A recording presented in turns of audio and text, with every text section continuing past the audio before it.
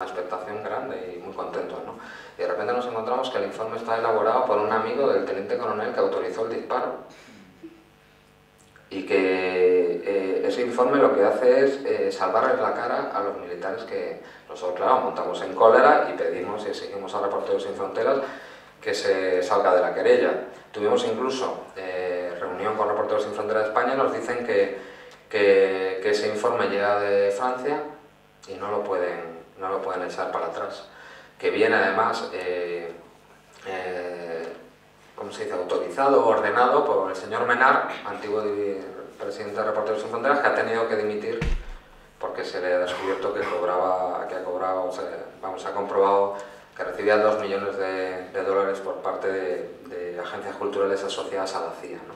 Pero si nos vamos a los cables de Wikileaks nos encontramos que por esa misma fecha un representante de Reporteros Sin Fronteras se reúne con el embajador y le dice que está en contra de esta querella porque lo único que busca el juez es publicidad. Aquí ya nos empieza Wikileaks a revelar cosas, ¿no?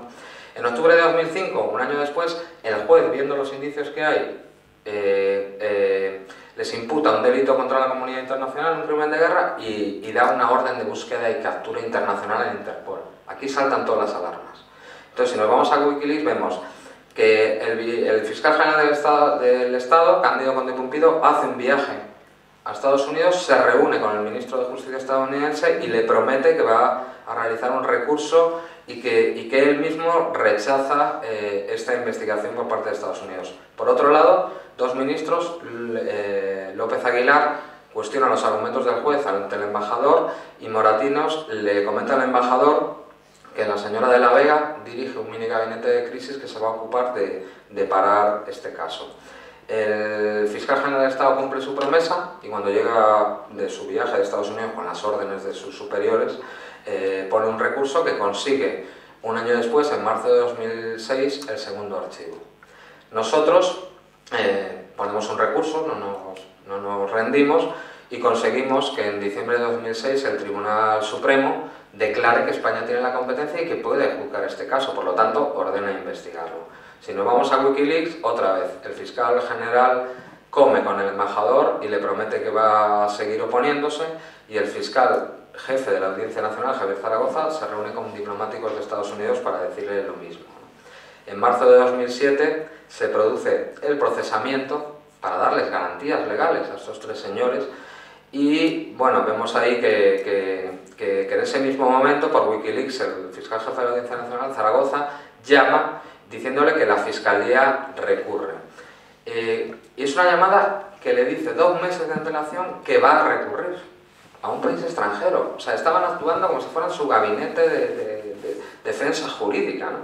En mayo de 2007, efectivamente, se produce ese recurso que 2 años después consigue el revocamiento de las órdenes de búsqueda y captura y del procesamiento y en octubre de 2009 consigue una conclusión provisional.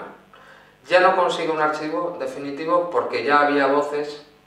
Una de las magistradas emitió un voto particular durísimo contra sus compañeros diciendo si es que no hay elementos para hacer. Nosotros seguimos confiando y bueno, presentamos un recurso de reforma ante el Tribunal Supremo que en junio de 2010, o sea por segunda vez el Tribunal Supremo se pronuncia y por unanimidad reabre y además dándole un varapalo terrible a la Fiscalía General del Estado y a los magistrados que participaron ahí diciéndole: ustedes no pueden calificar algo que está en fase de instrucción, o sea, ustedes no pueden dar una sentencia, ustedes tendrán que dejar que las diligencias se produzcan y luego ya determinará un juez si hay delito, no pueden absolver de antemano, ¿no?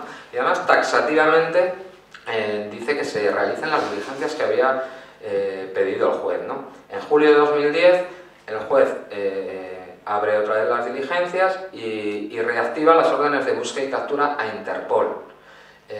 Órdenes de búsqueda y captura porque Estados Unidos no hace caso y estos señores no se sabe dónde están. Por primera vez en la historia, Interpol se ha negado a cumplir las órdenes de un juez.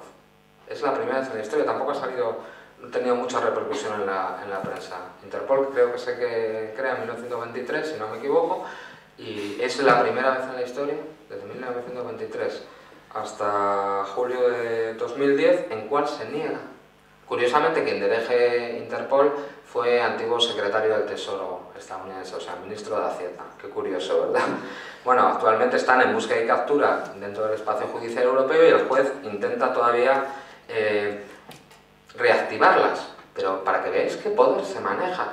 O sea, no quieren dejar ningún hilo suelto porque han cambiado incluso los estatutos de Interpol para que el juez les obedezca la orden de un juez, ¿no? Y empezamos a tramitar las diligencias, ¿no? Las diligencias en septiembre de 2010 pide el juez ir a Bagdad, ¿no? Y el Consejo General del Poder Judicial le autoriza, ¿no? Pero a partir de ese momento empiezan otra vez, aquí no tenemos ya los papeles de Wikileaks porque no llegó hasta ese momento la liberación de esos papeles, pero sí sabemos la oposición terrible, en medio además del escándalo de los papeles de Wikileaks, del Ministerio de Justicia y de la Fiscalía. El Ministerio de Justicia, ante otro poder del Estado como es el judicial, que autoriza esa visita, no colabora con él y no le da protección al juez Santiago Pedraz. ¿Os imagináis? O sea, va a ir un juez al país más peligroso del mundo y el Ministerio de Justicia, el Ministerio del Interior no le da seguridad para que vaya. Y aún así el juez Santiago Pedraz decide ir, que yo me lo hubiera pensado muy mucho. Yo he estado 3 veces en Bagdad y os aseguro que es el infierno en la tierra. No paras de oír tiroteos, coches bomba, y aún así el juez... Y luego la Fiscalía intenta también decir que es jurídicamente... O sea, como veis, ni siquiera cuando estaban en medio del escándalo de los papeles de Wikileaks, asumían, ni siquiera obedecían a una instancia como es el Tribunal Supremo, que es lo superior y a lo que tienen que obedecer. Se consigue ir a Bagdad y además se consigue de una manera increíble, porque en un acto de una especie de insumisión por parte de las autoridades iraquíes, a esa comisión judicial la recibe el Tribunal Supremo iraquí en pleno y el Ministerio del Interior iraquí le ofrece toda la colaboración, le pone escoltas, le pone... La única resistencia es por parte de los militares iraquíes, que llegan incluso a poner los estadounidenses a un general a cuidar el puente donde se iba a hacer la diligencia. A un general, les aseguro que era un cabo Fourrier, que lo subieron a general para cuidar el puente, ¿no? Y hasta el último momento intentaron impedir esa pericia, ¿no? Por medio de helicópteros Apache. Pero bueno, afortunadamente se volvió y realizamos un informe pericial con 2 doctores en ciencias físicas, uno de óptica física y de física aplicada, que ha demostrado que lo que os decía antes, ¿no? Que el carro de combate podía ver perfectamente lo que allí ocurría. ¿Qué ha motivado todo esto? Porque además hemos añadido también las declaraciones de una ex sargento de la inteligencia militar estadounidense, no solo ex sargento de la inteligencia militar estadounidense, nos hemos enterado que además era parte de la Agencia Nacional de Seguridad y era la que espiaba, una de las personas que espiaba, trataba de buscar vía satélite a Bin Laden. Pero esta señora en aquel momento estaba dedicada a espiar las conversaciones de los periodistas en el Hotel Palestina, ¿no? Desde Estados Unidos estaban oyendo lo que ellos hablaban, ¿no? Y en un momento dado ella tiene una información de que va a ser atacado el Hotel Palestina. Entonces se dirige a sus superiores y les dice... perdón, ustedes se están equivocando porque yo hago seguimiento sobre estas personas y ahí no hay ninguna posición iraquí ni es nada militar, ¿no? Y le dicen, usted ocúpese de otras cosas, usted es analista de información y no tiene que dedicarse a señalar los blancos.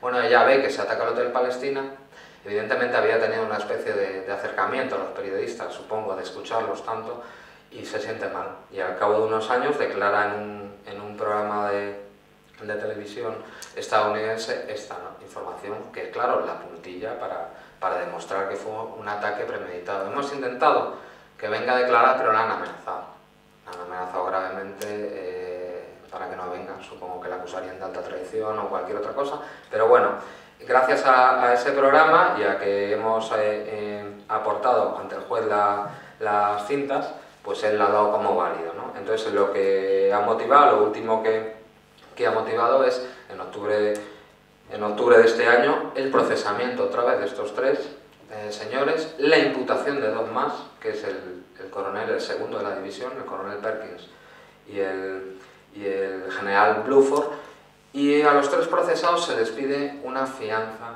de 3 millones de euros, lo cual nos va a dar oportunidad posiblemente de realizar más acciones. Para resumir, frente a los agoreros que andan diciendo que no se consigue nada, pues nosotros hemos conseguido muchísimo. Hemos conseguido que a día de hoy el único caso en el mundo abierto contra militares estadounidenses por caso de un crimen de guerra, un delito gravísimo, esté abierto. O sea, que haya un juez de la Audiencia Nacional, un magistrado que esté investigando qué pasó aquel 8 de abril. Hemos conseguido las primeras órdenes de búsqueda y captura internacional contra militares estadounidenses. Las primeras también en la historia, aunque ahora la Interpol decida no cumplirlas. No salen de Estados Unidos, llevan 8 años y medio, hay uno que tiene familia en Francia y sabemos que le joroba muchísimo. El propio gobierno de Estados Unidos les impide salir de su país para que no se produzca lo que pasó con Pinochet, pueda haber una detención por parte de un tercer país. Se ha conseguido también que el Tribunal Supremo se pronuncie sobre derecho internacional humanitario, lo cual es algo, los juristas saben que es así, que es buenísimo, porque normalmente derecho internacional humanitario lo tienes como un jarrón para lucir, ah, qué bien, qué demócratas somos, pero realmente para las legislaciones nacionales aplicarlo es bastante complicado. Se ha conseguido también una comisión judicial por crimen de guerra a un tercer país aceptado por ese país, con lo cual a Estados Unidos le saltan todas las alarmas, ¿no? Y luego hemos ganado también, lo que es más importante, el caso va a seguir. Yo no puedo adelantar aquí cosas, pero alguna cosa importante todavía podremos hacer y quién sabe, no hay fin de la historia. No hay fin de la historia, y Estados Unidos caerá como imperio. Quién sabe si dentro de 20 o 30 años podamos detener a alguno de ellos y juzgarlo. Pero además hemos ganado la batalla moral. Yo creo que la mayoría del mundo, excepto los fanáticos, saben que fue un caso premeditado y que hay un intento por lo menos de buscar. Y por lo menos hemos dado a pensar a mucha gente de que no es cierto que por lo menos el gobierno, no hablo de Estados Unidos, hablo del gobierno de Estados Unidos, sea un gobierno aliado, ni democrático, ni que protege los derechos humanos. Más bien es un Estado que anticipa lo que se nos viene encima, donde gobiernan esas élites financieras a las cuales los derechos humanos les importan mientras a ellos les convenga, ¿no? Entonces, ya para acabar, simplemente por eso yo lo que quiero es transmitir ese optimismo que os decía, dentro de ese pesimismo con el que he empezado las cosas, ese optimismo. Si no luchamos, las cosas no cambian. Y eso es aplicable al derecho internacional, eso es aplicable al asesinato, algo tan gordo, pero eso es aplicable a cualquier cosa de nuestra vida. Si nosotros dejamos que entre ese nuevo neofeudalismo, si dejamos de ser ciudadanos y ciudadanas libres, evidentemente nos vamos a convertir en súbditos y sobre todo en vasallos. Y vamos a pasar de ser una ciudadanía libre, vamos a pasar a ser vasallos. Y yo no quiero vivir como vasallo, quiero vivir como un ciudadano libre dentro de un Estado soberano, en un Estado de Derecho sin excepciones y, por supuesto, dentro de un Estado social. Muchas gracias.